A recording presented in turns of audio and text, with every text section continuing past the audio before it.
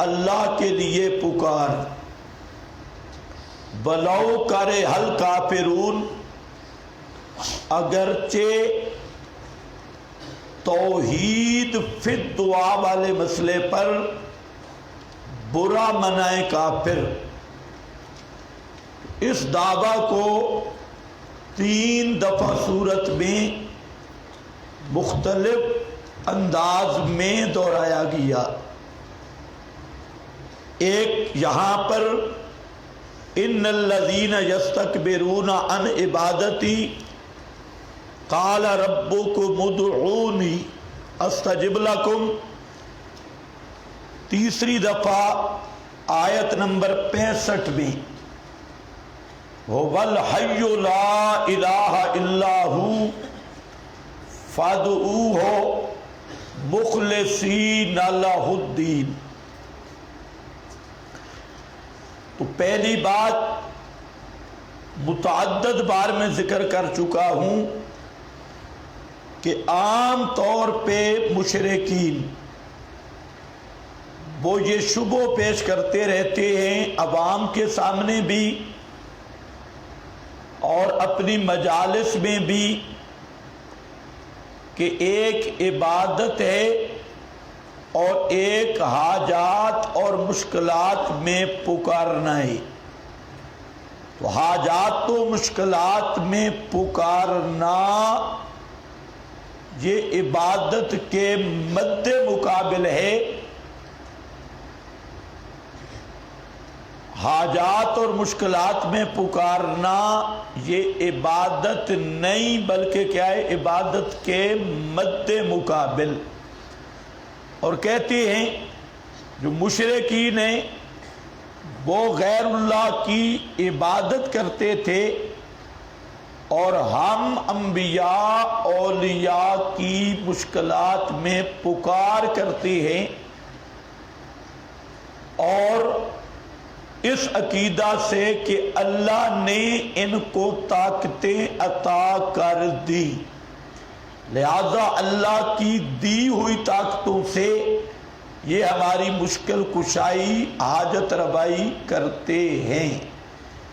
ایک وہ یہ شبہ ہے جس میں اہل تشیع بھی گرفتار ہیں، بریلوی بھی گرفتار ہیں، اور آپ کے اہل بدعت للڑ باحیاتی دیوبندی بھی اس شبہ میں گرفتار ہیں۔ وہ بھی کہتے ہیں عبادت اور ہے، پکار اور ہے۔ اور ہونے کا مطلب کیا ہے کہ دونوں مد مقابل ہیں۔ حاجتوں میں پکارنا عبادت نہیں، یہ عبادت کے مد مقابل ہے۔ اس لیے جہاں آیات آتی ہے پکار کی تو فوراً وہ کہہ دیتے ہیں کہ اس پکار سے مراد مشکلوں میں پکارنا نہیں، حاجت روائی کے لیے پکارنا نہیں، بلکہ اس سے مراد کیا ہے، پوجا کرنا، عبادت کرنا۔ ہم یہ کہتے ہیں کہ پکار مشکلات میں، حاجتوں میں پکارنا یہ سب سے بڑی عبادت ہے۔ اگر اللہ کو پکارے گا تجھے اللہ کی عبادت ہوگی، اور اگر حاجات اور مشکلات میں علی کو پکارے گا تو حضرت علی کی عبادت ہوگی، رسول اللہ صلی اللہ علیہ وسلم کو پکارے گا تو رسول پاک کی عبادت ہوگی، حضرت عزیر کو پکارے گا تو حضرت عزیر کی عبادت ہوگی۔ تو یہ فرق پہلے بھی میں نے ذکر کیا، پھر اس کو اچھی طرح ذہن میں رکھ لو اس عنوان کو کہ امور تکوینیہ میں امور ما فوق الاسباب، رزق کا معاملہ، احیاء زندہ کرنے کا معاملہ، اماتت موت دینے کا معاملہ، شفا عطا کرنے کا معاملہ، مقدموں سے رہائی کا معاملہ، اولاد دینے کا معاملہ، یہ جو امور ما فوق الاسباب ہیں یہ اللہ تعالیٰ کے ساتھ خاص ہیں. اللہ نے کسی مقرب کو تفویض نہیں کیے، ان کا اختیار نہیں دیا، اور ان امور میں یعنی جن کو ہم امور ما فوق الاسباب کہتی ہیں ان میں غیر اللہ کی پکار یہ غیر اللہ کی عبادت ہے، اللہ کی پکار یہ اللہ کی عبادت ہے. اور غیر کو پکارے گا تو وہ لا الہ الا اللہ کا منکر ہوگا، اور غیر کو وہ چاہے زبان سے معبود نہ کہے، زبان سے الہ نہ کہے، لیکن اس نے غیر اللہ کو الہ والا معاملہ کر دیا اور الہ والی صفت دے کر وہ اسی طرح مشرک ہے جس طرح لا الہ الا اللہ کا انکار کرنے والا مشرک ہے یا ابو جہل مشرک تھا. یہ بات ذرا ذہن میں رکھ لو. دوسری بات جو اہم ہے اور عام طور پہ اہل بدعت یہ شبہ پیش کرتے ہیں عوام کے سامنے، اور پرانے دور کے بھی کافر مشرک کرتے رہے کہ جب امور ما فوق الاسباب، مثلا میں نے عرض کیا رزق دینا، موت دینا، زندگی دینا، صحت دینا، شفا دینا اور اولاد دینا، کھوٹی قسمتیں کھری کرنا اور ڈوبے بیڑے ترانا غیبی قوت اور تصرف سے، یہ وہ امور کیا ہیں ما فوق الاسباب. کچھ امور ہیں ما تحت الاسباب. ما تحت الاسباب یعنی آدمی کے کسب و اختیار کے ہیں، اور کسب کہتی تحت الاسباب کو ہیں. اہل سنت کے نزدیک امور عادیہ میں خالق اللہ ہے اور کاسب عبد ہے، اور وہ کسب کیا ہے فعل ما تحت الاسباب بالآلہ بالسبب. جہاں پہ بھی آپ کسب کا یہ معنی دیکھیں گے یہی ہوگا.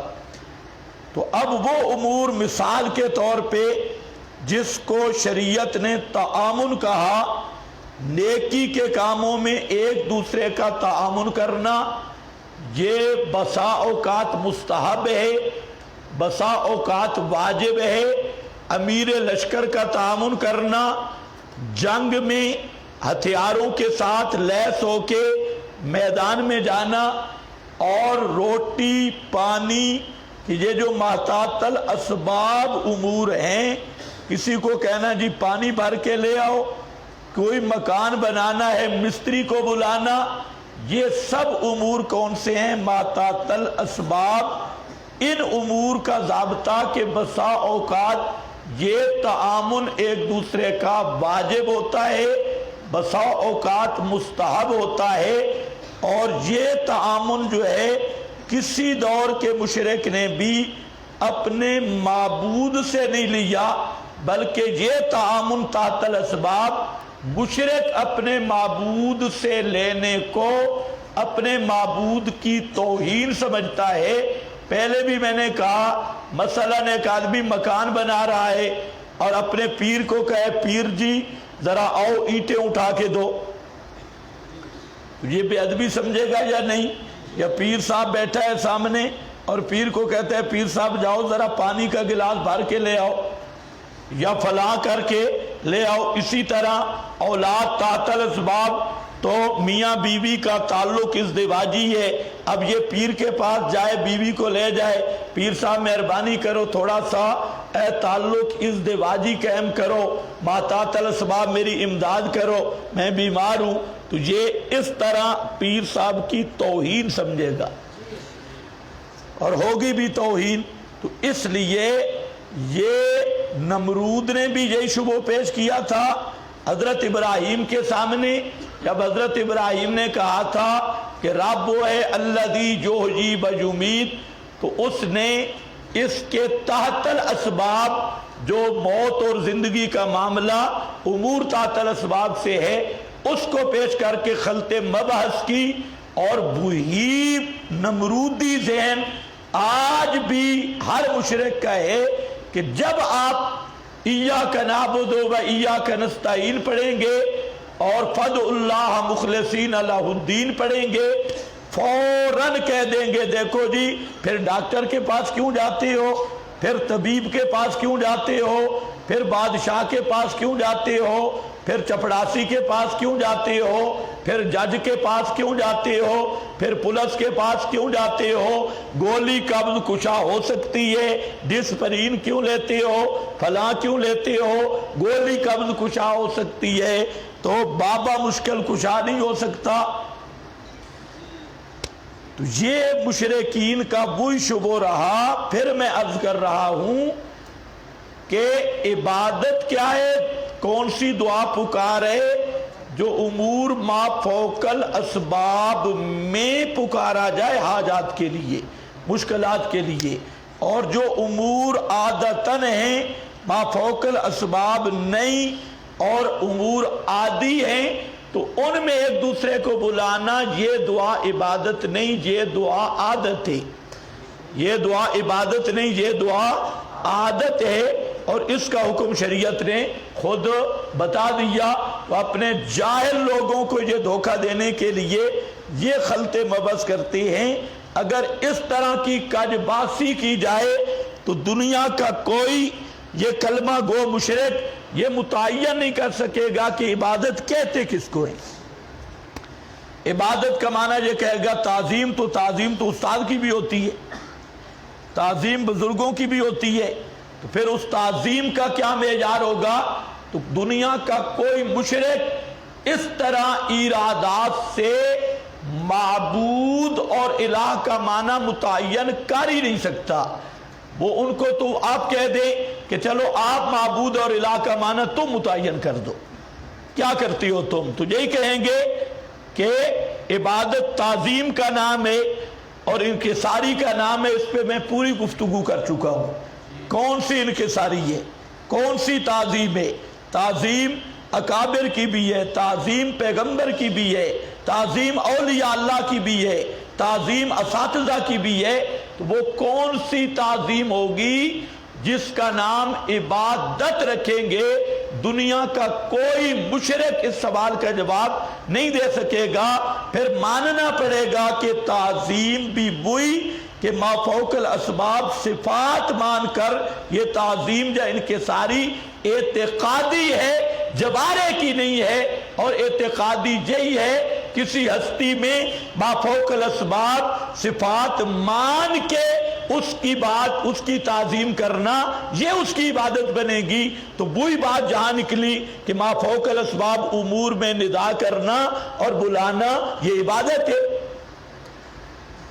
آپ کو کوئی بات سمجھ آئی بھی ہے یا نہیں؟ اس بات کو اچھی طرح سمجھو۔ اچھا، تیسری بات یہ عرض کر رہا ہوں کہ اس وقت سب اہل تشیع اور سب رضاخانی پریشان ہیں، اور وہ اب یہ سمجھ چکے ہیں کہ ہم جو غیر اللہ کو پکارتے ہیں خالص شرک کرتی ہیں۔ اب ان کے کیمپوں سے یہ آوازیں آنی شروع ہو گئی جب سے یہ نیٹ کا دور آیا، اور ہمارے دلائل کتاب و سنت کے سن کر اب ان کے مولوی طبقہ وہ اتنا پریشان ہو چکا ہے، اتنا بزدل ہو چکا ہے، اور اتنا شکست خوردہ ہو چکا ہے کہ اب انہیں اس بات کا احساس ہونے لگ گیا کہ آج تک حاجات و مشکلات میں غیر اللہ کی پکار کی دعوتیں دے کر ہم نے خود بھی شرک کیا اور عوام کو بھی خالص مشرک بنایا۔ چنانچہ اس پر پیر نصیر الدین گولڑوی، غلام رسول سعیدی، شرف قادری، پیر کرم شاہ، اس طرح کی ایک اصلاحی تحریک بریلویوں میں اٹھ گئی۔ انہوں نے ایک اگلا قدم اٹھایا، انہوں نے کہا ہم جو غیر اللہ کی پکار کا کہتے ہیں وہ ہمارا مقصد صرف وسیلہ ہوتا ہے تبسل، لیکن ابھی وہ اس دلدل میں پھنس چکے ہیں کہ تبسل کا کیا معنی؟ تم تو کہتے ہو بابا اغثنی، تم تو کہتے ہو بابا میری تیرے آگے، اور تو مجھے بیٹا دے، لے ککڑ تے دے پتر، لے ککڑ مرغا لے اور بیٹا دے، بکرا لے، کالا بکرا، سفید بکرا، اور ساری عوام تمہاری تقریریں سن کر قبر والوں سے جا کے منتیں مار رہی ہے، ان کو پکار رہی ہے، تمہاری اسی تلبیس سے مشرک بنے ہیں کہ تم نے اللہ اور مخلوق کا فرق ہی نہیں بتایا، اور ساری عوام درگاہوں پہ جو کھڑی ہے یا ادھر کھڑی ہو کے پکارتی ہے، ان سے پوچھو، ان کو تو تم نے یہ سبق دیا کہ اللہ نے ان کو طاقتیں عطا کر رکھی ہیں، اللہ نے ان کو اختیارات سونپ دیے، تفویض کر دیے، ان کو تو تم نے یہ خالص کفریہ اور شرکیہ نظریہ دے دیا کہ اللہ نے اماتت کے اختیار ان کو دیے، احیاء کے اختیارات ان کو دیے،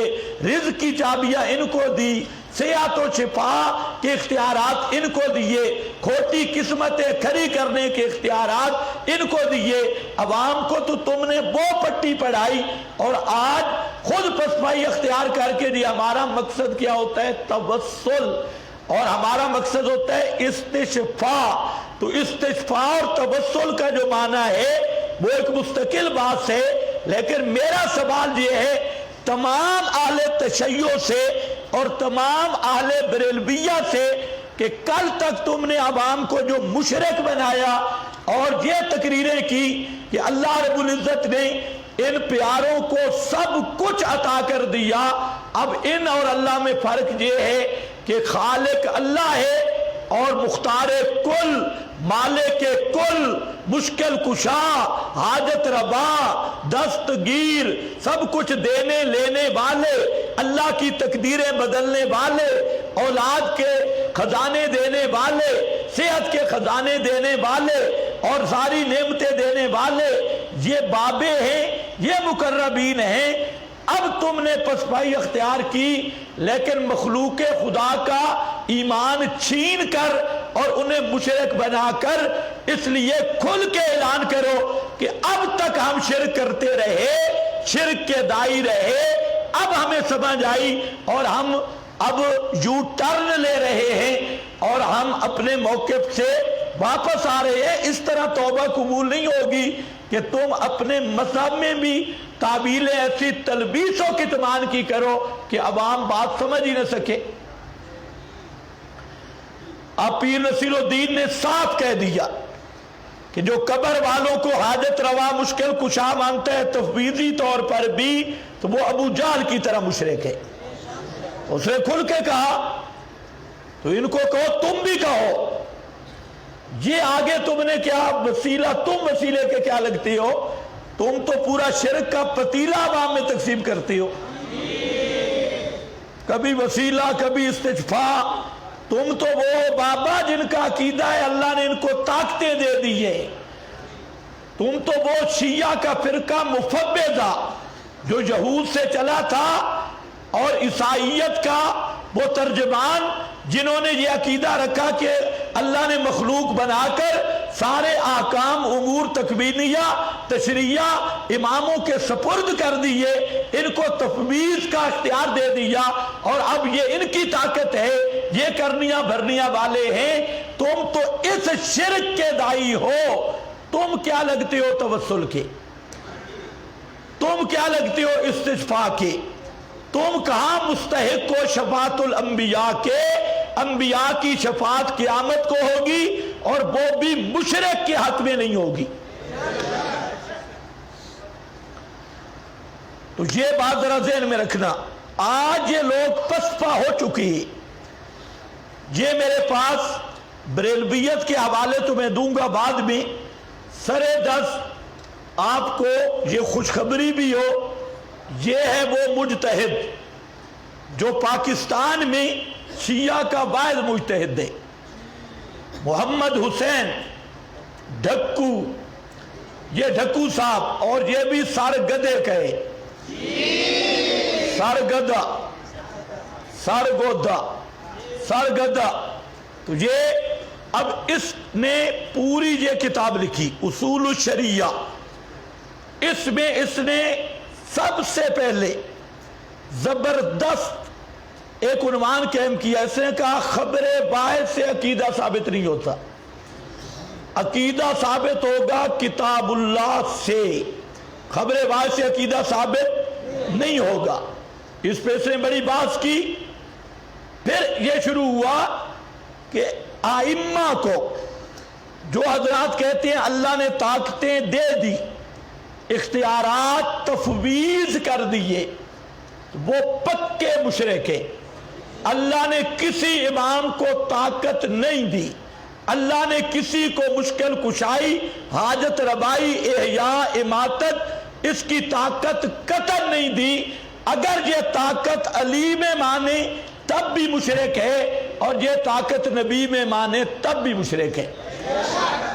کل ہم کہتے تو بڑی تکلیف ہوتی تھی. آج تو یہ بابا پوری کتاب اس نے لکھی.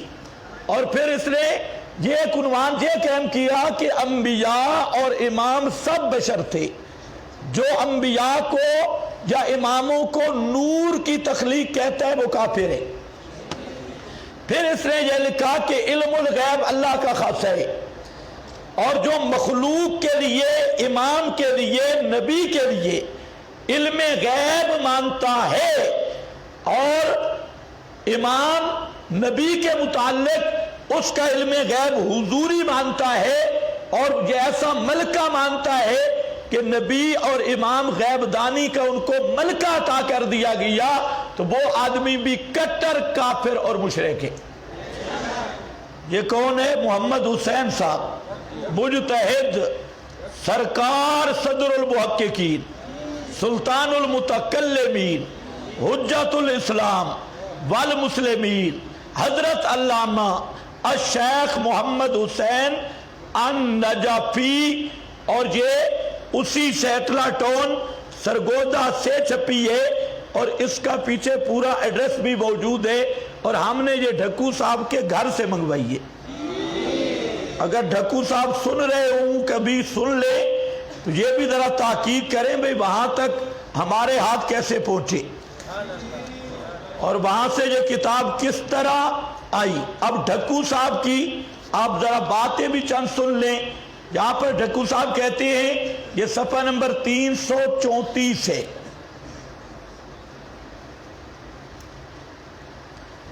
ایک عام مغالطہ دہی، ایک عام مغالطہ دہی کا ازالہ، مغالطہ دہی کا ازالہ. پورے توجہ سے سننا، میں آرام سے پڑھ رہا ہوں. میدان شرک کے شاہ سوار، کس کے؟ میدان شرک کے شاہ سوار بالعموم اس مقام پر یہ کہہ کر عوام الناس کی آنکھوں میں دھول ڈالنے کی کوشش کیا کرتے ہیں کہ ہم آل بیت کو خدا یا خدا جیسا تھوڑا سمجھتے ہیں، ہم تو ان کو خدا کا خاص بندہ سمجھ کر ان سے مدد مانگتے ہیں. اس کا جواب یہ ہے کہ جب خدا کی صفات خاصہ ان میں تسلیم کر لیں اور خدائی کاموں کا مطالبہ ان سے کر لیا، اولاد ان سے مانگی، دکھ درد دور کرنے کی استدعا ان سے کی، ازالہ مرض کا سوال ان سے کیا، مقدمات میں کامیابی حاصل کرنے کی دعائیں ان سے کی، روزی ان سے طلب کی، بَعَلَى حاضر قیاس، حالانکہ یہ سب کام خدا سے مختص ہیں جیسا کہ اوپر ثابت کیا جا چکا ہے. تو باقی کیا رہ گیا؟ باقی کیا رہ گیا؟ سبحان اللہ اما یشرکون. آگے اس نے لکھا اللہ پاک ہے ان چیزوں سے جس سے مشرک شریک کر رہے ہیں. تو کہتے ہیں کہ یہ بہانہ نہیں چلے گا کہ ہم ان کو خدا نہیں مانتے. جب سارے خدائی اختیارات ان میں تم نے مانے ہیں تو باقی کیا رہ گیا؟ خدا کہو یا نہ کہو، خدا تو تم نے مان لیا۔ اسی طرح یہ ڈھکو صاحب یہاں پر کہتے ہیں صفحہ نمبر 333 مقام الوہیت کی وضاحت۔ کل تک ہم سے لڑنے والے انشاءاللہ سارے ریورس گیئر لگائیں گے۔ یہ مقام الوہیت کی وضاحت۔ اب قابل غور اور تدبر یہ بات ہے کہ کون کون سے کام مقام الوہیت سے تعلق رکھتے ہیں۔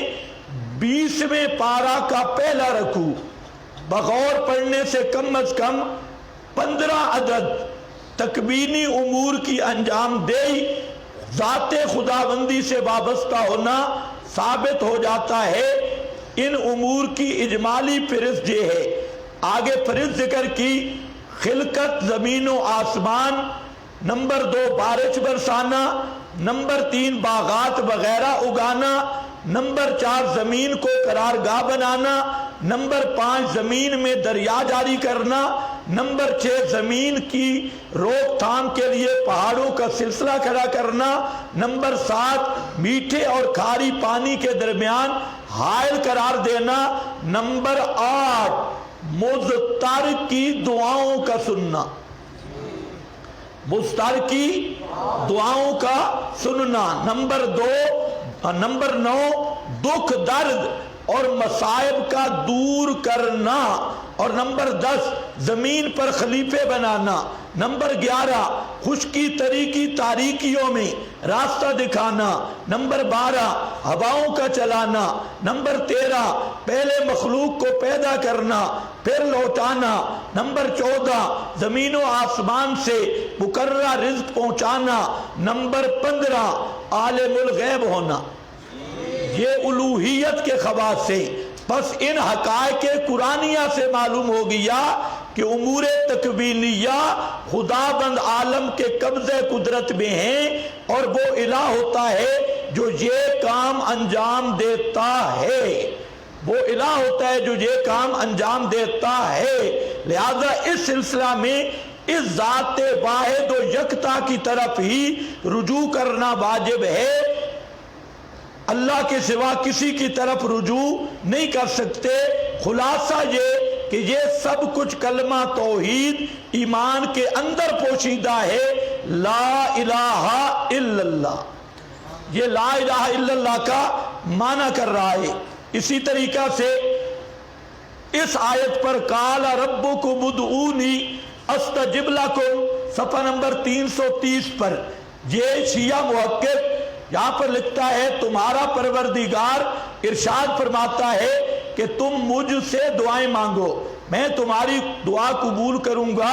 جو لوگ ہماری عبادت سے اکڑتے ہیں وہ عنقریب ذلیل و خوار ہو کر یقیناً جہنم واصل ہوں گے۔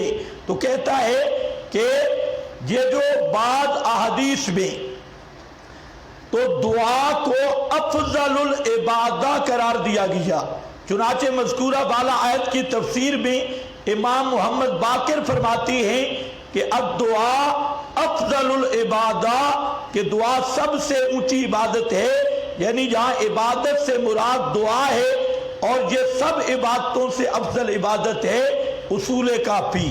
اور بعض روایات میں اس سے مخل عبادہ بتایا گیا کہ پکار اور دعا یہ کیا ہے؟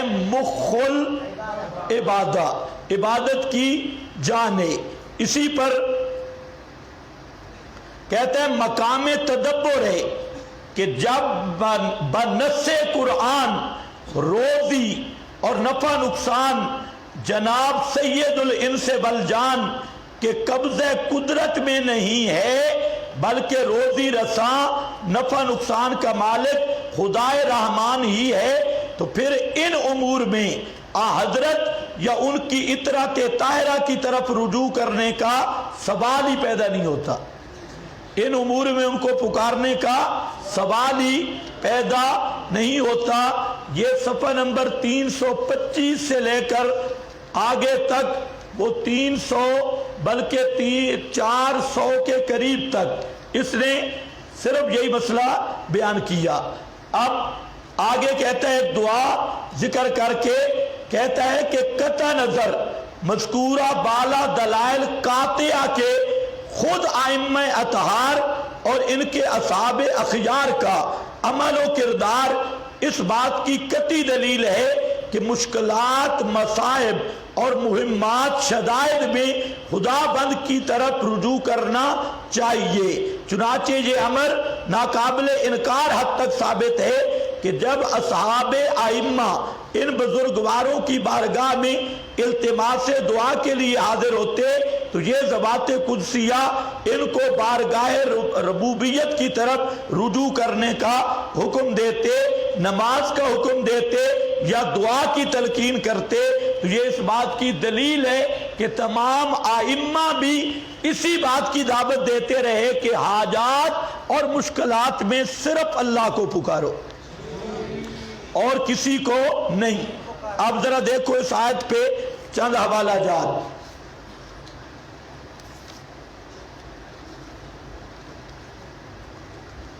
یہی بات پیر نصیر الدین نے کی ازالت الریب میں، سعیدی نے تبیان القرآن میں، پیر کرم شاہ نے ضیاء القرآن میں۔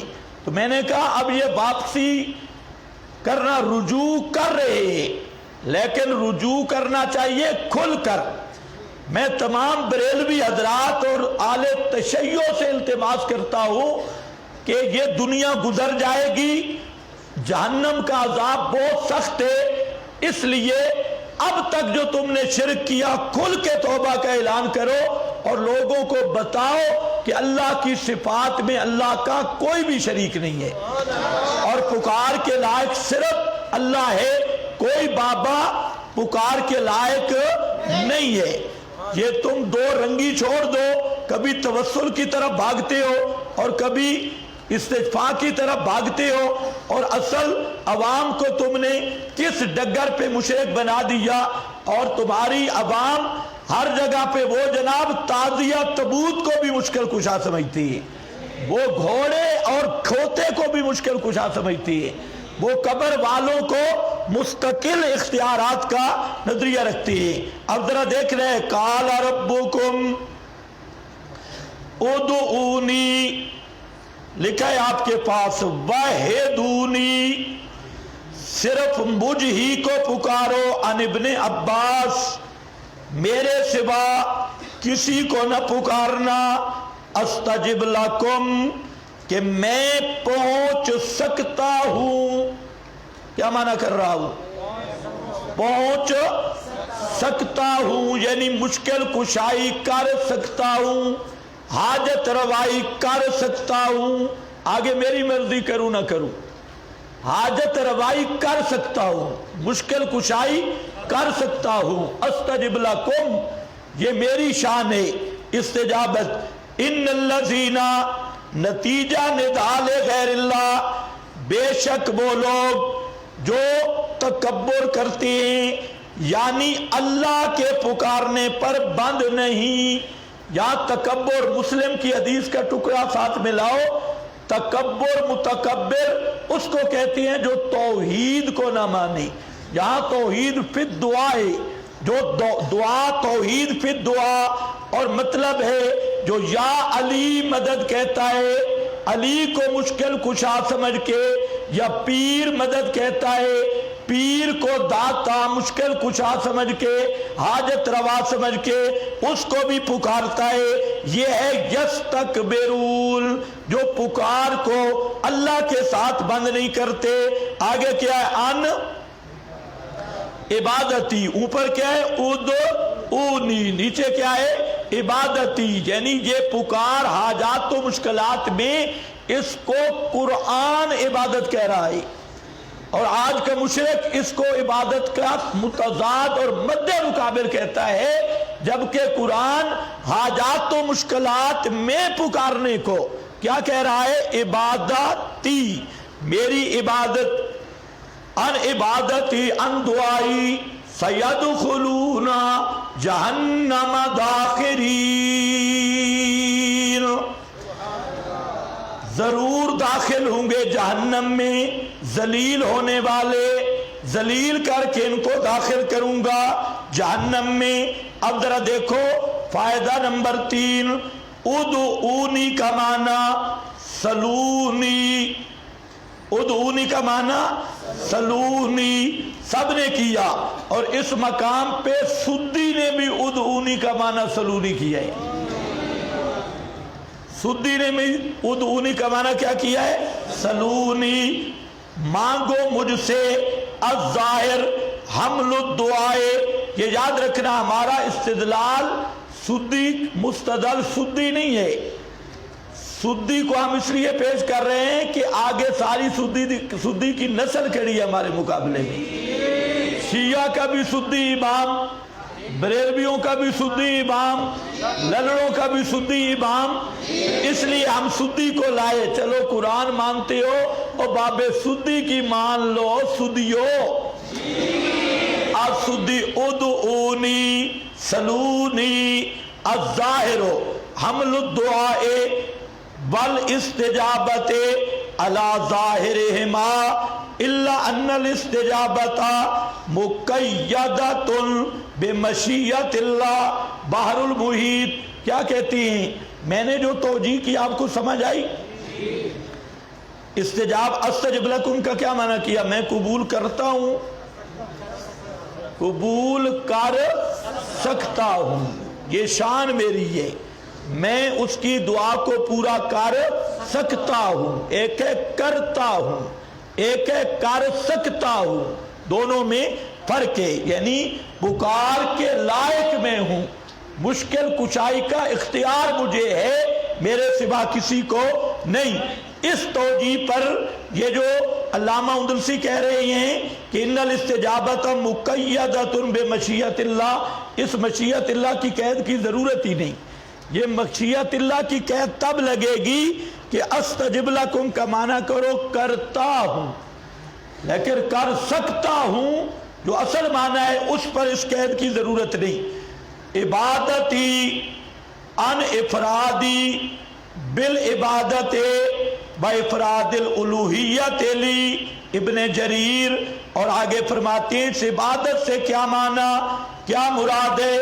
ان دعائی، عبادتی سے مراد کیا ہے؟ ان مجھے پکارنے سے، شاوت جلدی بولتے ہو تو آگے نکلے، ان دعائی بتوحیدی۔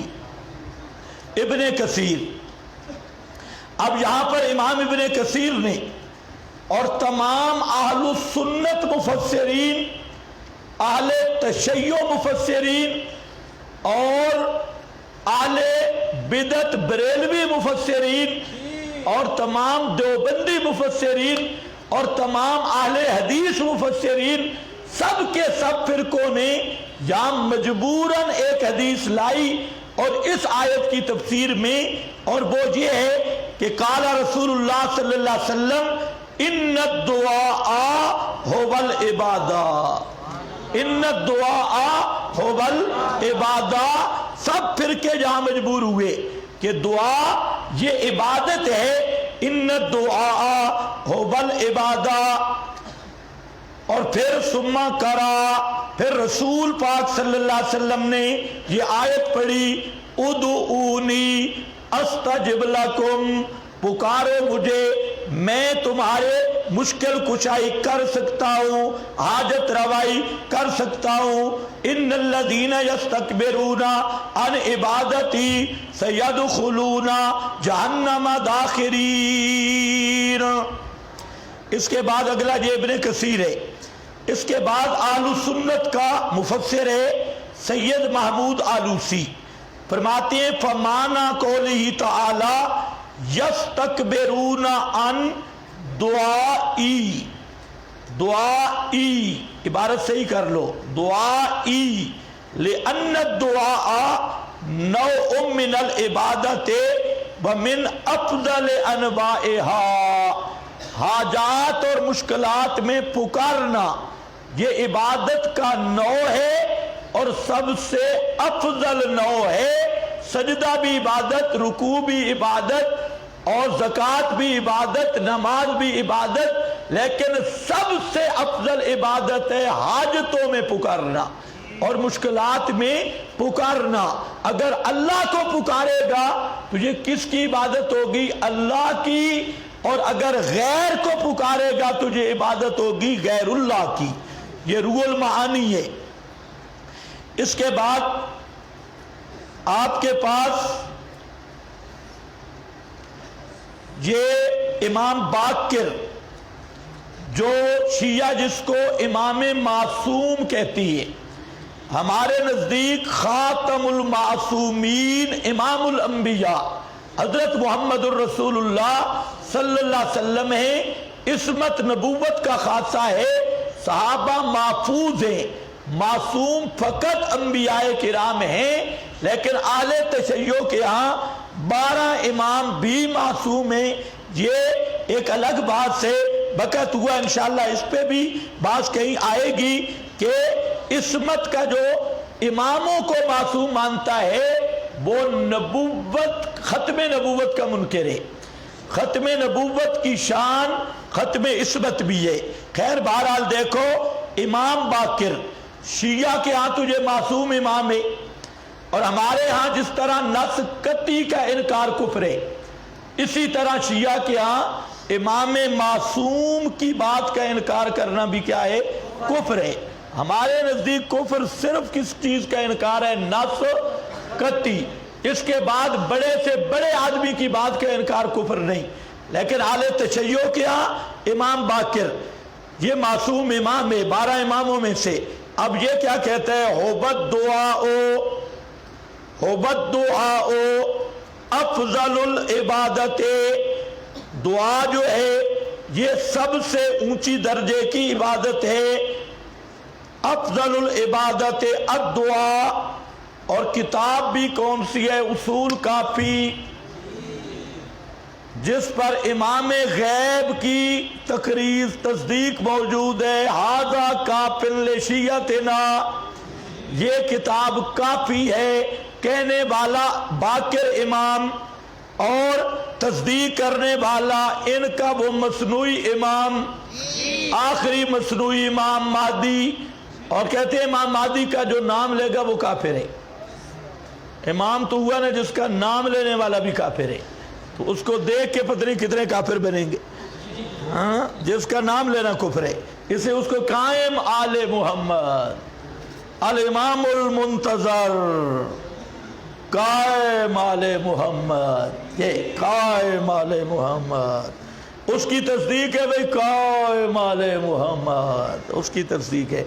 ابن فہد شیعہ محقق لکھتا ہے، یہ ہلی صاحب ہیں، ان الدعاء عبادت فی نفسہ، کہ دعا اپنے فی نفس ہی عبادت ہے۔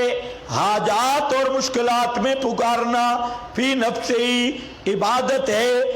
عدت الدائی صفحہ نمبر 10، محمد حسین نجفی، جس کا بھی میں نے چند حوالے دیے، یہ لکھتا ہے بس جب دعا کرنا اور نہ صرف عبادت بلکہ افضل العبادات ہے، اور عبادت ذات ایزدی کے ساتھ مختص ہے، تو دعا و پکار بھی خدا کی ذات کے ساتھ ہی مختص ہوگی۔ دعا پکار بھی اللہ کی ذات کے ساتھ مختص ہوگی۔ اصول شریعہ صفحہ 330، امام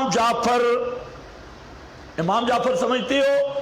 یہ بھی شیعہ کا معصوم امام ہے بقول ان کے۔ ویسے یہ بندہ بزرگ ہمارا ہے، امام جعفر صادق پر انہوں نے ایسے قبضہ کیا ہے، خواہ مخواہ قبضہ کیا۔ خیر، جعفر امام کہتے ہیں فَوَاللَّهِ مَا نَحْنُ إِلَّا عَبِيدُ اللَّهِ، اللہ کی قسم نہیں ہے ہم مشکل کشا نہیں، حاجت روا نہیں، دینے والے نہیں ہیں، ہم اللہ کے بندے ہیں جس نے ہمیں پیدا کیا، وَاسْتَفَانَا، اور ہمیں شان دی ہے، مَا نَقْدِرُ عَلَىٰ ضُرٍّ وَلَا نَفْعٍ، ہم کسی کے نفع نقصان کے مالک نہیں۔ یہ کون کہہ رہے ہیں؟ امام جعفر صادق، جس کو ان کے ہاں عصمت کا درجہ حاصل ہے، اور کتاب بھی معمولی رینٹ والی نہیں ہے، یہ کتاب ہے رجال کشی، شیعہ مذہب کے اسماء الرجال کی کتاب رجال کشی، صفحہ نمبر 47۔ اس کے بعد تیسرا امام شیعہ کا امام زین العابدین، حالانکہ امام زین العابدین کا عقیدہ صرف اشاعت التوحید والا ہے، یہ بھی شیعوں نے جھوٹ بولا۔ امام زین العابدین کو نہ بریلوی پچا سکتے ہیں، نہ شیعہ پچا سکتے ہیں، اور نہ للڑجین پچا سکتے ہیں، کیونکہ امام زین العابدین کا وہ واقعہ آپ نے سنا ہوگا، میں نے بتایا مسئلہ درود میں آئے گا کہ وہ آدمی جو گیا نا نبی کریم علیہ السلام کے حجرہ، حضرت عائشہ کے حجرہ پر جو اینٹ نکلی تھی اس فرجہ پہ سلام کرنے، امام زین العابدین نے اسے بلا لیا، ادھر آؤ ہلما، ادھر آ صوفی، ادھر کیوں گیا تھا؟ اس نے کہا جی میں تو سلام پڑھنے گیا تھا، خدا کی قسم اور کچھ بھی نہیں کیا، صرف اس نے کہا بندے کا بچہ بن، روٹی شوٹی کھانی ہے؟ اس نے کہا جی نہیں، ناشتہ تو نہیں۔ میں نے پوچھا ہے کہ وہاں فرجہ پہ کیوں گیا تھا، اس جگہ پہ کیوں گیا ہے؟ تو اس نے کہا جی میں تو صرف سلام کے لیے گیا اور کچھ، خدا کی قسم کچھ بھی نہیں کیا۔ اس نے کہا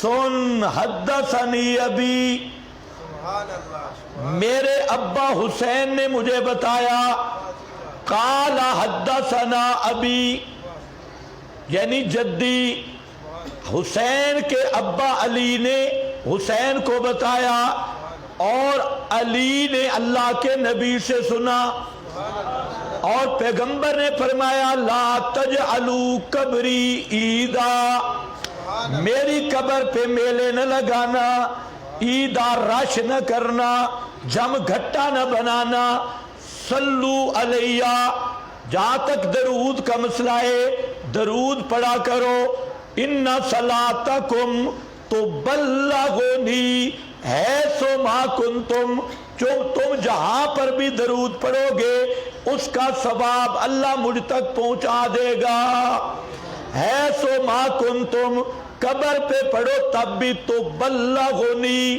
سمیت تو کوئی نہیں، حجرہ کے فرجہ پہ پڑھو تب بھی تبلغنی، اور دور کر کے پڑھو تب بھی تبلغنی، پیغمبر کریم قبر اور حجرہ کے اس فرجہ سے بھی پڑھا ہوا سلام نہیں سنتے۔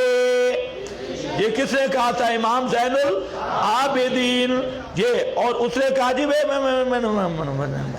امام صاحب نے فرمایا سنو صوفیہ، وما انتم ومن بالاندلس الا سوا، تیرا پیغمبر کی قبر مبارک پہ درود پڑھنا اور ایک آدمی اندلس شہر میں کھڑے ہو کے پڑھے، دونوں برابر ہیں، نہ پیغمبر کریم اندلس سے سنتے ہیں اور نہ قبر سے سنتے ہیں۔ وما انتم،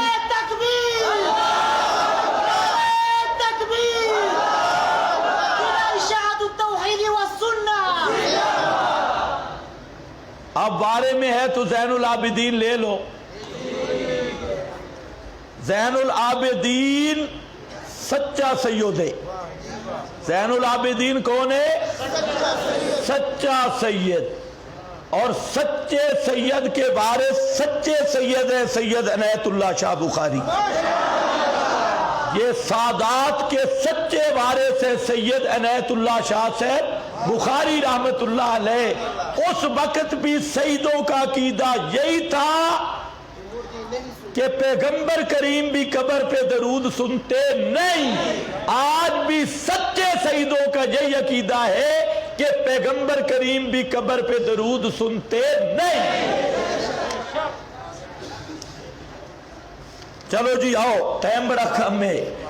زین العابدین، یہ میں نے اس لیے کہہ دیا کہ کسی کو خطرہ نہ پڑ جائے میں زین العابدین کس کہے، یہ آدمی خالص ہمارا ہے، لیکن شیعوں نے چونکہ قبضہ کیا ہوا ہے اس لیے ہم کہتے ہیں چلو اس کی مان لو یار، کسی طریقے مسلمان ہوتے ہو جاؤ۔ دیکھو فرماتی ہیں امام زین العابدین، یہ آگے عبارت لمبی ہے، آپ کے پاس ہے، وقت بڑا مختصر ہے، یہ خود دیکھ لینا، میں جو مقام استدلال ہے وہ پڑھ رہا ہوں۔ وَمَن تَوَجَّهَ بِحَاجَتِهِ إِلَىٰ أَحَدٍ مِّنْ خَلْقِكَ، جو آدمی اپنی حاجت پڑے، مشکل کا وقت ہو، اور إِلَىٰ أَحَدٍ مِّنْ خَلْقِكَ، وہ کسی مخلوق سے حاجت روائی چاہے، یا علی مدد، یا غازی عباس مدد، یا حضرت حسین مدد، یہ من توجہ بحاجتی، جو اپنی حاجت کے ساتھ کسی کی طرف متوجہ ہو، الی احد، کسی نبی کی طرف متوجہ ہو، ولی کی طرف متوجہ ہو، کسی امام کی طرف متوجہ ہو، الی احد من خلقے کا، یہ اللہ کے سامنے جاری کر رہے ہیں، کسی مخلوق کے سامنے اپنی حاجت رکھے، اور جعلہ سبب انجاہہا، عبارت درست کر لینا، اور کرے اس کو مشکل کشائی کا وسیلہ سمجھ کے پکارے، سبب مشکل کشائی کا وسیلہ سمجھ کے پکارے، حاجت روائی کا وسیلہ سمجھ کے پکارے، یا علی مدد، اور کہے یہ میرا وسیلہ ہے، وسیلہ سمجھ کے پکارے، دونک، تیرے سوا، فقط تعرض للحرمان واستحق من عندک فوت الاحسان، فرمایا اس نے آپ کو اپنے آپ کو بد نصیبی میں دھکیل دیا، محرومی میں دھکیل دیا، اور اللہ کے احسانوں کو فراموش کر دیا، اللہ کے ہاں احسان فراموشی یعنی مشرک بن گیا، احسان فراموش یعنی کیا بن گیا؟ مشرک بن گیا۔ یہ صحیفہ کاملہ ہے، اور امام زین العابدین اور شیعہ کی اپنی کتاب صحیفہ کاملہ صفحہ 155 ہے، وَعَلَمْ، اور آگے یہی امام فرماتے ہیں، وَعَلَمْ أَنَّهُ لَمَّا كَانَ لَهُ تَعَالَى، فرماتے ہیں اوے کائنات والو سمجھ لو، جب لہو تعالی اللہ تعالی ہی کے لیے ہیں خزانے آسمانوں کے اور زمین کے، وَكَانَ أَمْرُهَا بِيَدِهِ، آسمان و زمین کے خزانوں کا مالک صرف اللہ ہے، لا مؤتیہ،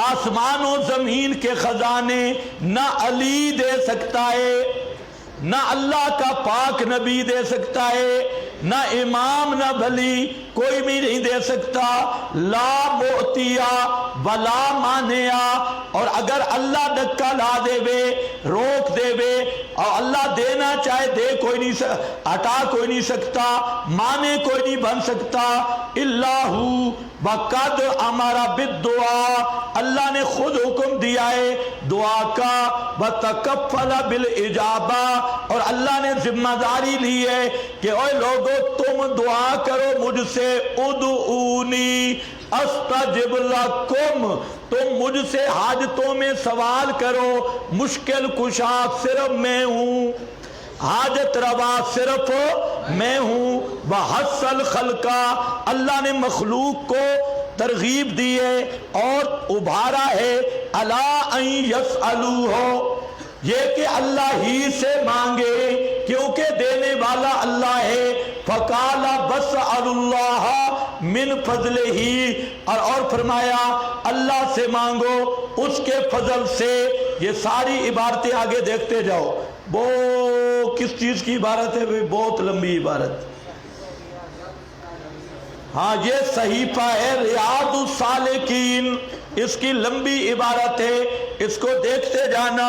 آخر پہ زبردست فتویٰ لگایا کہ جو اللہ کے سوا کسی اور جگہ سے مانگتا ہے تو وہ خالص بد نصیب اور بدبخت ہے، کسی مخلوق کو بھی پکارتا ہے۔ اس کے بعد اگلا والا ہے، امام جعفر صادق فرماتے ہیں، یہ حدیث قدسی بیان کرتے ہیں کہ اللہ تعالیٰ فرماتا ہے، بَعِزَّتِي وَجَلَالِي، ومجدی برتفائی، میری عزت کی قسم، میری جلال کی قسم، میری عظمت کی قسم اور میری عرش پر بلندی کی قسم، البتہ ضرور بے ضرور کاٹ دوں گا ہر امید کرنے والے کی امید کو جو میرے علاوہ کسی سے امید لگائے گا۔ سمجھے کہ نہیں؟ جو میرے سوا کسی کے ساتھ بھی امید لگائے گا، یہ آگے۔ اور جو آدمی کسی غیر کی طرف رجوع کرے گا فی الشدائد والشدائد بجدی، حالانکہ مشکلیں حل کرنا یہ میرا قبضہ ہے، وَيَرْجُو غیری، اور جو میرے علاوہ کسی امام، نبی، پیر، فقیر، زندہ مردہ کی طرف رجوع کرے گا اور اس کا دروازہ کھٹکائے گا، وَبِجَدِي مَفَاتِيحُ الْأَبْوَابِ، حالانکہ سارے دروازوں کی چابی میرے پاس ہے، بہیا مغلقۃ، اور سارے دروازے بند ہیں مدد کے، ان کی چابیاں میرے پاس ہیں، اور میرا بابی مفتوح، صرف میرا دروازہ کھلا ہے، لمن دعانی، جو مجھ کو پکارے گا۔ کیا مطلب؟ علی کو پکارنے والا، علی کا دروازہ بند، امام زین العابدین کو پکارنے والا، غازی عباس کو پکارنے والا، علی حجویری کو پکارنے والا، سلطان باہو کو پکارنے والا، ان سب کے دروازے بند ہیں، اور کس کا دروازہ کھلا ہے؟ بابی مفتوح لمن دعانی، اللہ فرماتے ہیں صرف میرا دروازہ کھلا ہے، جو مجھ سے مانگے۔ کچھ سمجھ رہے ہو کہ نہیں؟ اور باقی کیا ہے؟ مفاتیح الابواب وہی مغلقۃ، باقی سارے دروازے بند ہیں۔ ہاں، اس کے بعد ہے آپ کے یہ ریاض الصالحین، عدت الدائی، اس میں بھی ہے۔ اس کے بعد ہے امام موسیٰ کاظم۔ ہم شیعہ ذاکروں کے حوالے پیش نہیں کر رہے، شیعہ جن کو امام سمجھتی ہیں اور معصوم سمجھتی ہیں، ان کے حوالہ جاتے ہیں۔ فرماتے ہیں ما من مخلوق یعتصم بمخلوق دونی الا قطعت اسباب السماوات والارض دونہ۔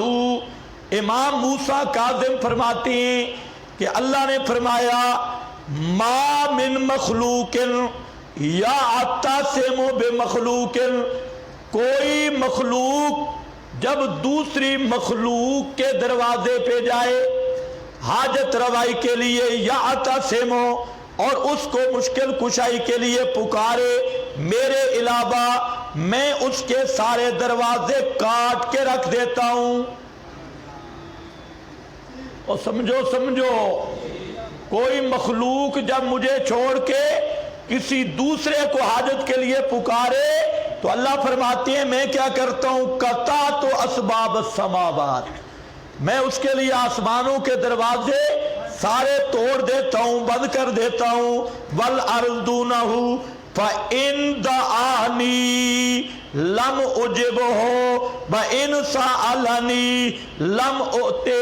فرماتے ہیں اللہ پاک کہ اگر میرے ساتھ کسی اور کو بھی پکارے گا، یا علی مشکل کشا، یا عباس مشکل کشا، یا حسین مشکل کشا، تو میں پھر اور ساتھ کہے گا یا اللہ مدد، تو فرمایا میں اس کی دعا قبول نہیں کروں گا، کیونکہ اس نے میری مخلوق سے مدد مانگی ہے اور پھر مجھ سے بھی مانگ رہا ہے، تو لم اجبہ، میں اس کی دعا قبول نہیں کروں گا، اس کے سوال کو قبول نہیں کروں گا۔ وَمَا مِن مَخْلُوقٍ يَعْتَصِمُ بِي دُونَ خَلْقِي، اور میری مخلوق انسان جب مشکل میں پھنس جاتا ہے، حاجت پڑ جاتی ہے اور میرے دروازے پہ پکا رہ جاتا ہے، پتہ نہیں آپ کو سمجھ بھی آ رہی ہے کہ نہیں؟ یعتصم بی دون خلقی، میری مخلوق کے دروازے سے نہیں مانگتا، کس سے مانگتا ہے؟ صرف مجھ سے، تو میں ضامن بن جاتا ہوں آسمان و زمین کہ میں اس کے رزق کا اگر وہ مجھ سے سوال کرتا ہے میں اسے دیتا ہوں، اگر مجھے پکارتا ہے میں قبول کرتا ہوں، اگر مجھ سے معافی مانگتا ہے میں اس کے گناہ معاف کر دیتا ہوں۔ یہ کون ہے جناب؟ موسیٰ کاظم۔ امام موسیٰ کاظم کہہ رہے ہیں کہ اللہ فرماتے ہیں جو کوئی میرا دروازہ چھوڑ کر کسی دوسرے دروازے کو مشکل کشا سمجھے، حاجت روا سمجھے اور یہ عقیدہ رکھے اللہ بھی مشکل کشا تھے، بابا بھی مشکل کشا، اللہ فرماتے ہیں ایسے بدبخت کی میں دعا قبول ہی نہیں کرتا، کیونکہ مشرک کی دعا قبول نہیں ہوتی۔ یہ مشرک ہے اس لیے اس کی دعا قبول نہیں ہوتی۔ ہاں ساری مخلوق کو چھوڑ کر یا تاسمو بی دون خلقی، ساری مخلوق کو چھوڑ کر جو میرے دروازے پہ آتا ہے تو میں ضامن ہوں آسمان و زمین میں اس کے رزق کا، اگر وہ مجھ سے مانگے میں دوں گا اسے، اگر وہ مجھ سے اندعانی اجبتہ، اگر وہ مجھ سے دعا کرے میں قبول کروں گا، اور اگر وہ مجھ سے معافی مانگے غفرت لہ، میں اس کے گناہوں کو معاف کروں گا۔ یہ ریاض الصالحین شیعہ کی کتاب ہے، امام بھی شیعہ کا، کتاب بھی، آگے فیصلہ اللہ کی تقدیر کا ہے، تالے لگے ہوں تو الگ مسئلہ ہے، ورنہ اس عبارت کم از کم شیعہ عوام کو اس پر غور کرنا چاہیے کہ جن کو امام مانتے ہیں وہ کیا کہہ رہے ہیں کہ غیر اللہ کو مشکل کشا سمجھنے والا وہ پکا مشرک ہے اور اللہ کا باغی ہے۔ عدت الدائی صفحہ 69 میں بھی ہے۔ پھر امام زین العابدین دعا ان کی مذکور ہے، اللہم، امام کیسے دعا مانگ رہا ہے، اللہم، نہ پنجاں دا واسطہ نہ 12 مشوماں دا نہ 4 دا معصومین، کچھ بھی نہیں، کیا کہتا ہے، اللہم انی خلصت بن کے تائی الیک، اے میرے اللہ میں ساری مخلوق سے منقطع ہو کر صرف تیرے دروازے پہ آیا ہوں۔ کون کہتا ہے؟ امام زین العابدین کی دعا ہے، اور یہ شیعہ سب کتابوں میں موجود ہے۔ مہر جباریت کا علاج نہیں، امام کیسے اللہ کو پکار رہا ہے، اللہم، اے میرے اللہ میں خالص ہو کے آیا ہوں، رلا ملا کوئی نہیں میرے اندر، بے انقطاعی الیک، سب سے ٹوٹ کے تیرے دروازے پہ آیا ہوں، وَأَقْبَلْتُ عَلَيْكَ، اور میں صرف تیری طرح متوجہ ہوا ہوں، نہ کربلا معلیٰ نہ نجف اشرف کہیں بھی نہیں جا رہا، کیا اقبلت علیکا، صرف تیرے اوپر میرے توکل اور امید ہے، بصرفت وجہی، صرفت وجہی امن یحتاج الی ربک وقلبت مسئلتی امن لم یستغن عن فضلک۔ اس عبارت کو ذرا سمجھنا ہے، میں نے اپنا چہرہ پھیر لیا ہے، یہ زین العابدین ہے بابا، کیا ہے، صرفت وجہی، میں نے اپنا چہرہ پھیر لیا، کس سے، امن، اس آدمی سے، اس ہستی سے جو تیرے انعام کی محتاج ہے۔ اللہ جو تیرے انعامات کے محتاج ہیں، علی محتاج ہے یا نہیں؟ پیغمبر کریم اللہ کے انعامات کے محتاج ہیں یا نہیں؟ امام زین العابدین کے لفظ دیکھو، امام زین العابدین کہتے ہیں اللہ جو تیری نعمتوں کا محتاج ہے تیرا، میں نے اس سے چہرہ پھیر لیا، اس سے نہیں مانگتا، چاہے بابا حسین، بابا علی، کوئی بھی ہو، وقلبت، اور میں نے پھیر لیا ہے اپنا سوال یعنی مانگنا اس سے جو تیرے فضل سے مستغنی نہیں ہے، جس کو تیرے فضل کی ضرورت، جو تیرے فضل کا محتاج ہے، میں نے اس سے اپنا مسئلہ دعا نہیں کرنی، کیونکہ جو محتاج ہو وہ مشکل کشا نہیں، جو تیرے فضل کا محتاج ہے وہ حاجت روا نہیں، جو تیرے فضل کا محتاج ہے وہ دینے والا نہیں ہے۔ اس لیے زین العابدین کہتا ہے اللہ جو تیری نعمتوں کا تیرا محتاج، تیرے فضل کا تیرا محتاج، انبیاء اولیاء ائمہ سارے، میں زین العابدین ان کو مشکل کشا نہیں مانتا، حاجت روا نہیں مانتا۔ برأیتو ان طلب المحتاج الی المحتاج، اور میں نے دیکھا ہے کہ جو آدمی محتاج ہے اور محتاج کے دروازے پہ جا رہا ہے، سبحان اللہ، کیا ہے محتاج کس سے مانگ رہا ہے؟ محتاج سے۔ تجھے کیا ہے؟ صرف مل رہا یہ بالکل کھوتا دماغ ہے، نرا کھرکا ہے، کھرکا نرا کھوتا ہے، جو محتاجوں سے حاجت روائی طلب کرتا ہے، مشکل کشائی طلب کرتا ہے، یہ نرا گدھے کا گدھا ہے۔ بَذَلَّةٌ مِّنْ عَقْلِهِ، ہے بھی بالکل بد عقل بھی ہے، بد فطرت بھی ہے، عقل بھی اس کی کام کی نہیں۔ یہ کون کہہ رہے ہیں؟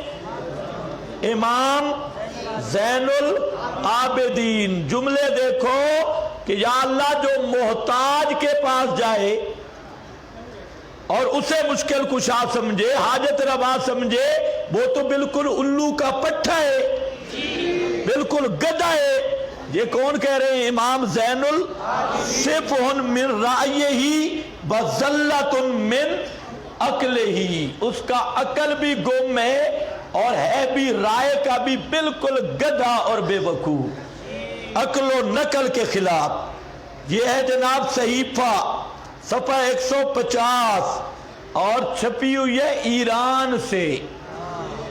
سے آئی یہ کتاب، اور یہ کتاب امام زین العابدین نے فیصلہ کر دیا کہ مشکل کشا کون ہے، حاجت روا کون ہے، دعائیں پکارے سننے والا کون ہے۔ یہ کون کہہ رہا ہے؟ امام موسیٰ کاظم بھی، امام جعفر صادق بھی اور امام زین العابدین بھی۔ اسی کی تشریح میں شیعہ محقق سید علی خان، یہ بڑا محقق ہے شیعہ کا، انہی جملوں کی تشریح میں لکھتا ہے وَمِنَ التَّوَكُّلِ أَلَّا تَطْلُبْ لِنَفْسِكَ نَاصِرًا غَيْرَ اللَّهِ، کہتے ہیں اس کا مطلب ہے اللہ کے سوا کسی کو ناصر سمجھ کے، مددگار سمجھ کے اس پہ بھروسہ نہ کرنا، بلال رزق کا قاسمن، اور اپنے رزق کے لیے غیر اللہ کو قاسم بھی نہ سمجھنا، غیر اللہ کو قاسم بھی نہ سمجھنا، بلال عمل کا شاہدن، اور اپنے عمل پہ غیر اللہ کو حاضر ناظر بھی نہ سمجھنا، گواہ بھی نہ سمجھنا۔ یہ اسی عبارت کا معنی کرتا ہے کہ اللہ کے سوا کسی کو ناصر مددگار نہ سمجھنا۔ اور یہ بے ایمان کیا کہتا ہے؟ حاجتاں تے مشکلاں وچ یا علی پہنچدا یا خدا پہنچدا ہے، گدھے کے بچے۔ حاجتوں اور مشکلوں میں صرف کون پہنچتا ہے؟ صرف الہ پہنچتا، اللہ کے سوا ناصر نہ سمجھنا۔ اور البلال رزق کا قاسمن، اپنے رزق کا کسی کو قاسم بھی نہ سمجھنا، بلال عمل کا شاہدن۔ ریاض الصالحین، یہ شیعہ کی کتاب، صفحہ 103 اور صفحہ 30۔ آگے شیعہ محقق علامہ فاد ہلی، وہ کہتا ہے بِأَنَّ الْمَخْلُوقَ لا يَضُرُّ، حضرت علی مخلوق ہے یا خالق ہے؟ حضرت حسن حسین خالق ہے یا مخلوق ہے؟ لسوڑی شاہ خالق ہے یا مخلوق ہے؟ یہ باؤ سلطان خالق ہے یا مخلوق ہے؟ کہتے ہیں بِأَنَّ الْمَخْلُوقَ لَا يَضُرُّ ولا ینفع، مخلوق نفع کی مالک بھی نہیں، نقصان کی مالک بھی نہیں، ولا یعطی ولا یمنع، مخلوق دے بھی نہیں سکتی، منع بھی نہیں کر سکتی۔ عدۃ الدائی صفحہ 45 طبع بمبئی، حضرت امیر المومنین حضرت علی المرتضیٰ۔ اب آیا پیر علی، اب ذرا میں دیکھتا ہوں پیر علی کو کون مانتا ہے۔ کتاب شیعہ کی ہے اصول کاپی، اور فرمان ہمارے امام علی کا، ہمارے پیر علی کا فرمان ہے۔ فرماتے ہیں فَإِذَا اشْتَدَّ الْفَزَعُ فَإِلَى اللَّهِ الْمَفْزَعُ۔ اِذَا اشْتَدَّ الْفَزَعُ، جب سختی آ جائے، مصیبت گھبراہٹ آ جائے تو اِلَى اللَّهِ، صرف اللہ ہی کی طرف مفزع ہے، کسی امام کی طرف مفزع نہیں۔ یہ اصول کافی ہے اور کتاب الدعا۔ پھر آ گیا امام موسیٰ کاظم، امام موسیٰ کاظم۔ یہ عبارت صحیح کر لینا بھئی، عبارات میں تھوڑی غلطی ہے جہاں کمپیوٹر کی۔ یہاں پر دیکھیں ما من دعا ان لفظ لا ان لکھا ہے،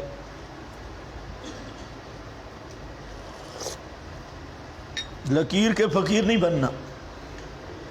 ما من دعا، نہیں میں نے غلط کہہ دیا، ما من بلائن، دعا نہیں، ما من بلائن،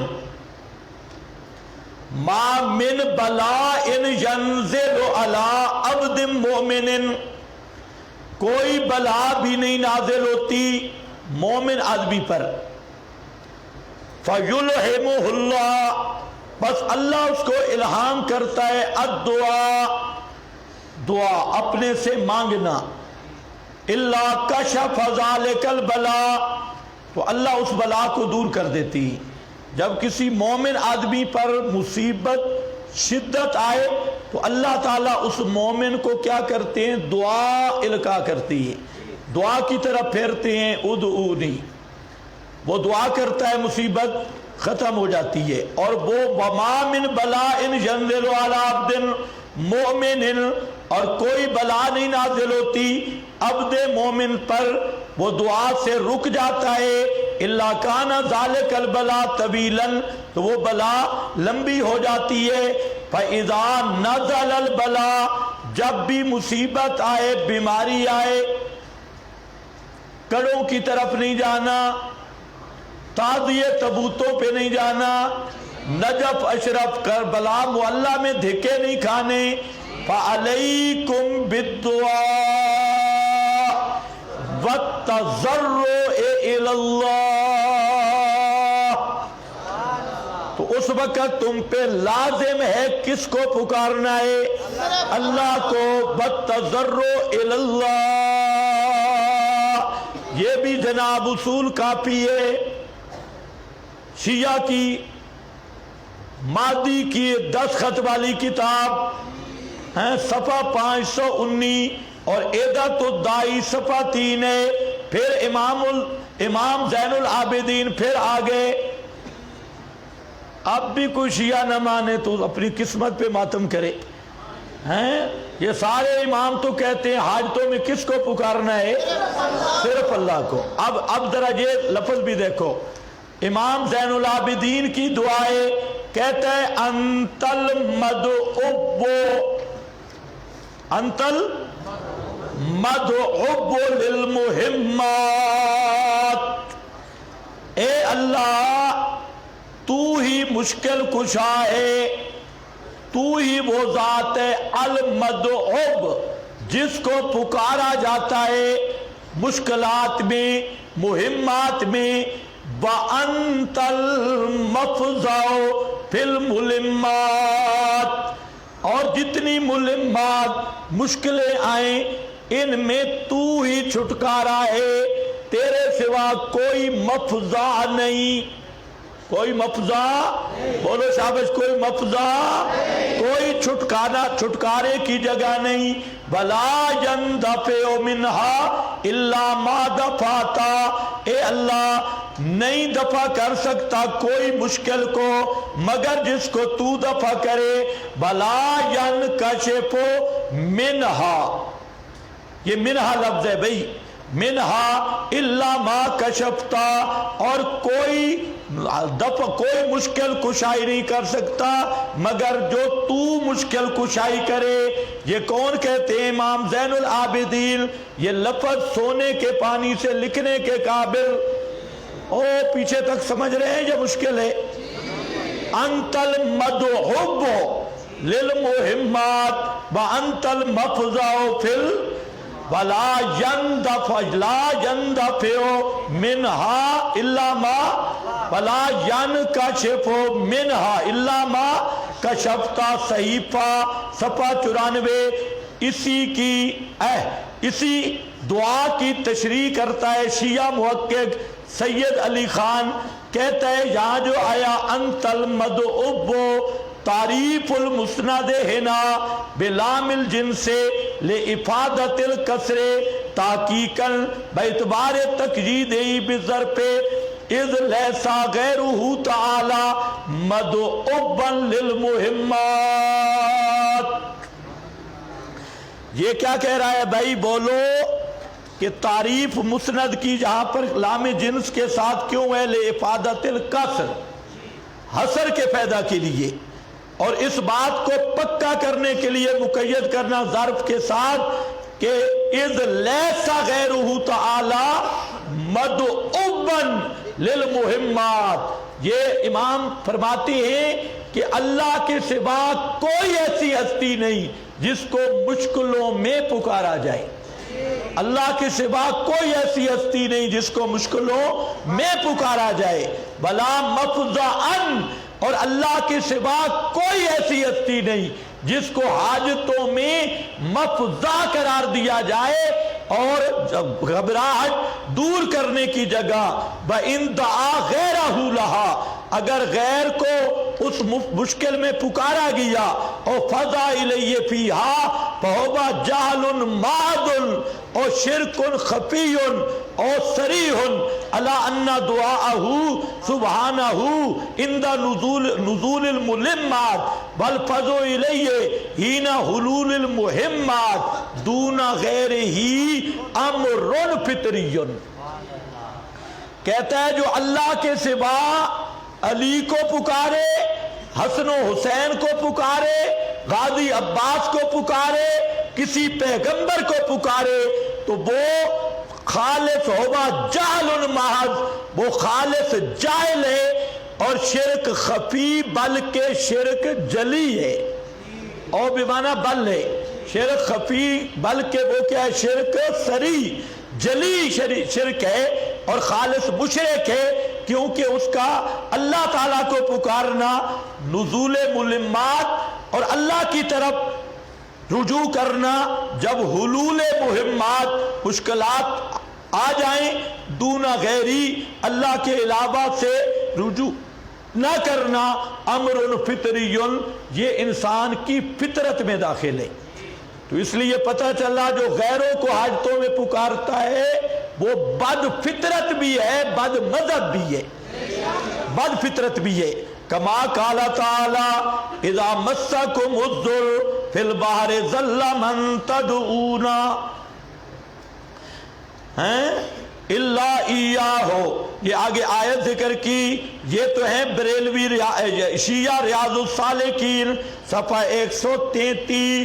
اس کے بعد ایک نیا امام ہے، وہ ہے امام رضا، امام رضا صاحب، وہ آگے یہ بھی شیعوں کا امام رضا ہے۔ یہ جو احمد رضا، نکی علی، تقی علی، یہ احمد رضا خود شیعہ ہے، اس کا نام بھی اسی پہ احمد رضا امام رضا پہ، اور رضوی سارے شیعہ ہیں، اس لیے ان کا نام کیا ہے؟ رضوی، یہ امام رضا۔ چلو دیکھو امام رضا کی ضرب بھی دیکھ لو، ضرب رضا، یہ عبارت صحیح کر لینا، یا من لا یعلم الغیب الا ہو، عبارت دیکھو، عبارت یا من لا یعلم الغیب الا ہو۔ امام رضا کی دعا سنو، خالص توحید پہ مبنی۔ اس لیے ہم کہتے ہیں سب صحابہ، ساری اطرت، سب ائمہ، سب اولیاء اللہ، سب مقربین بارگاہ الہی کا عقیدہ وہ تھا جو اشاعت التوحید بیان کر رہی ہے۔ یا من، دعا پہ ذرا غور کرو، اے وہ ہستی لا یعلم الغیب الا ہو، جس کے سوا غیب جاننے والا کوئی نہیں۔ یا من لا یعلم الغیب الا ہو، اے وہ ذات جس کے سوا کوئی غیب نہیں جانتا۔ یا من لا یصرف السوء الا ہو، اے وہ ذات جس کے سوا مشکل کشا کوئی نہیں، حاجت روا کوئی نہیں کوئی تکلیف کو پھیر سکتا الا ہو۔ اور تیسرے نمبر پہ فرماتے ہیں یا من لا یدبر الامر الا ہو، اے وہ ذات جس کے سوا کوئی مدبر الامر نہیں، مدبر الامر تیرے سوا کوئی نہیں۔ کیا مطلب؟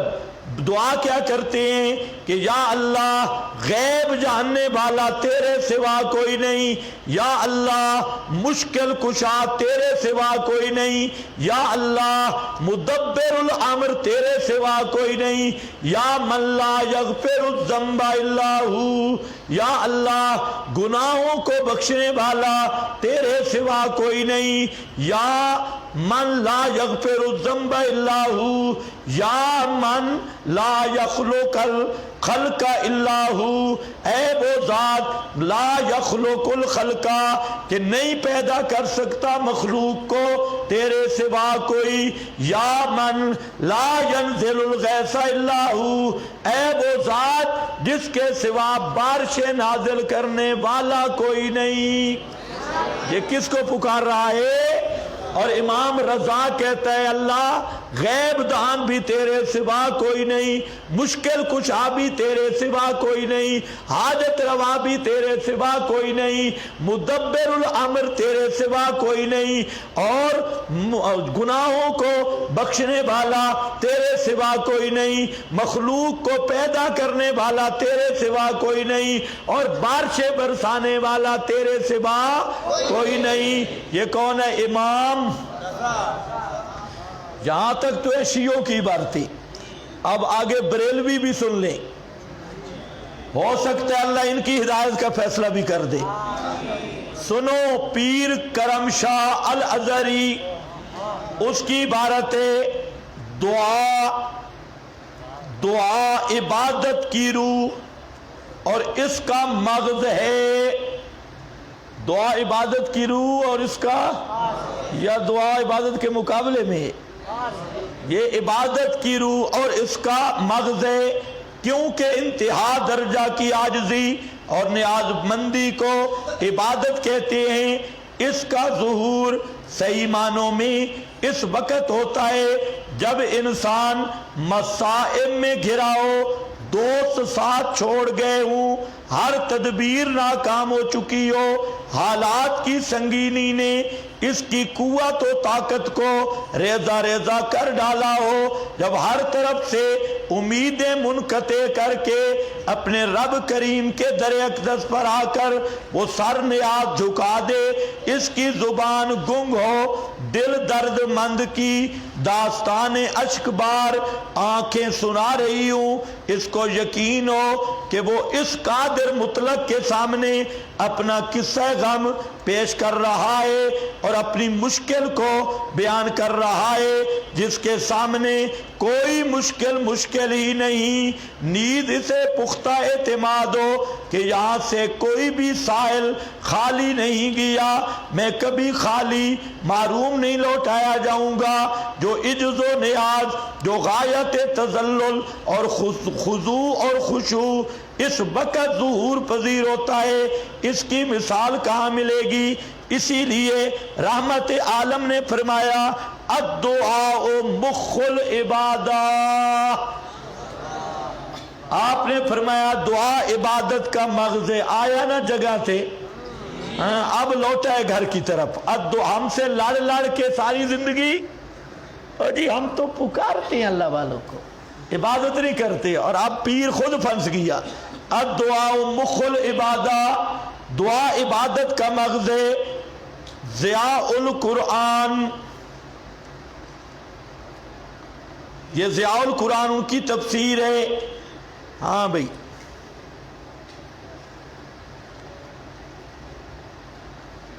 بس بھائی یہ تھوڑی سی گفتگو میں نے کر دی، اس کا اگلا حصہ کسی اور آیت پہ لاؤں گا۔ بریلوی متجددین کی عبارات۔